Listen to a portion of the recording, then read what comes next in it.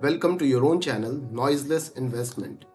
Here we decode a company based on the fundamental analysis and get to know if the company is worth our investment or not. Please note, I am not a SEBI registered advisor and these are my personal views based on the fundamental of the stock. This video is for the educational purposes only. Please do your due diligence before investing.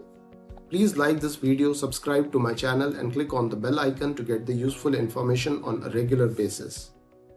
The main purpose of this video is to mute the noise the operators create and as a result the gullible retail investors fall prey to. The purpose is to beat the operators by our own acquired knowledge. Today we are going to do a fundamental analysis on PSP Project. So this is the website of PSP Projects. You can go there and have a look. Now if we look into the PDF that I have created out of this PSP project, so these are the order book is 5052 crores order book. The company has an order book of 5052 crores and the largest project that they have undertaken is 1850 crores, and the care rating is A1 plus, which is good. The CAGR is 21.43% and EBITDA growth is 17.28%. Profit after tax is coming out to be 15.65%, and this is on a 5-year basis. You can read about the PSP projects and the undertakings they are here. Going forward, if you can just go through this entire PDF, which I'll attach it to my channel, and you can go through this at your own leisure time. So here are the managements. You can go through the management because the one of the most important thing is going and getting to know if they are worthy of your investment or not. Now, so these are the projects that they have undertaken. So Surat Diamond Bourses, Kasi Vishwanath Dham, and smart cities they have developed. So these are the various projects as of now. Now coming on to the fundamental analysis of this company. So if I'll go here on the screener website, what I can see is the market cap, the current market cap of this company is 2606 crores. The present ROCE is 24.5, that is return on capital employed is 24.5. ROCE for 3 years is 27.2%, and the average ROCE for 5 years is 31.0%. The average ROCE for 10 years is 33.1% and ROE is 17.9%. So this value is actually important to us. So this value book, this one, it's important, and we have to look into the ROCE for 3 years. We have to look into the ROCE for 5 years. We have to look into the average ROE for. This value depicts what exactly are the returns we are getting for our investments. So on an average, it is generating an ROE of around 20%. If we will take this into considerations, then it is generating around 20% of ROE. Now, if we look into the debt of the company, then around the interest coverage is 6.64%, which means that the company is able to pay off its interest in a very short span of time. And if we look into the current ratio, it is 1.31%, which is good. And if we look into the promoters holding, it is 67.6%.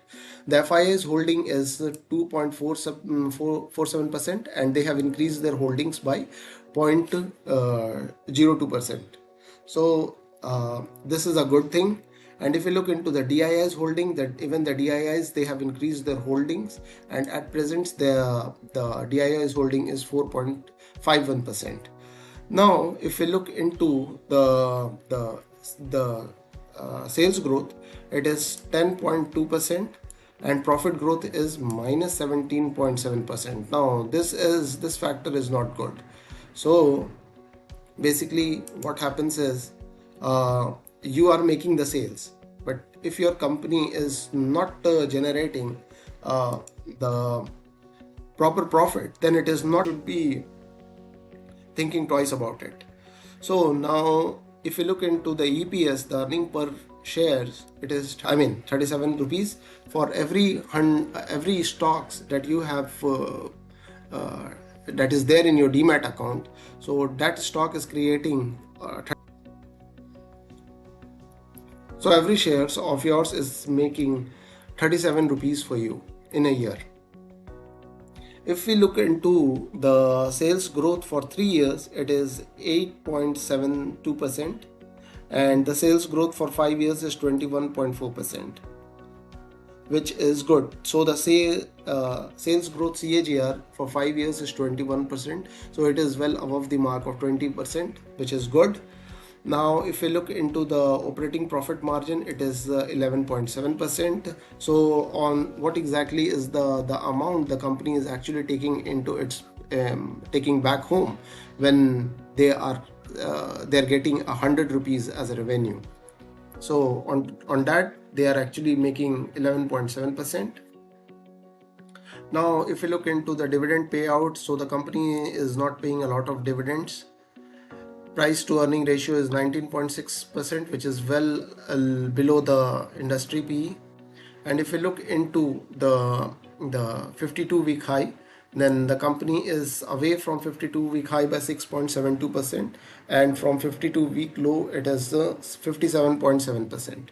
If we look into the ROIC, that is the return on invested capital, it is 22.2%. So, and the Altman Z score, which depicts the bankruptcy of the company. So the company is having good cash in its account, and it is not going to get bankrupt any soon. So this is a good thing about the company. If we look into the PEG ratio, it's 1.27%, which means that the company is the expected growth of the company will be a bit slower. So if we look into the intrinsic value, it is 1398, which is well above this current market price, which is good for the company. So the company has the potential to actually move up to this level, and we should try to invest in the stock which has got this potential. The only problem with this company is the profit growth which the company is trying to show. It is 17.7 minus 17.7 for this year, and in this quarter it was minus 13.9%. But if we look into the profit growth for the last 3 years, the average profit growth for the last 3 years, it is 1.02%, and the average profit growth for 5 years, it is 15.5%. So the only thing lagging in this company is the profit growth. The rest other things are quite good. So I don't recommend any buying or selling for this stock. The only thing is, like, please consider your financial advisors before investing in this stock. So if you find this video interesting, and if you find this as something you have learned from this video, then please subscribe to my channel and click on the bell icon. Please like this video as well. Thank you.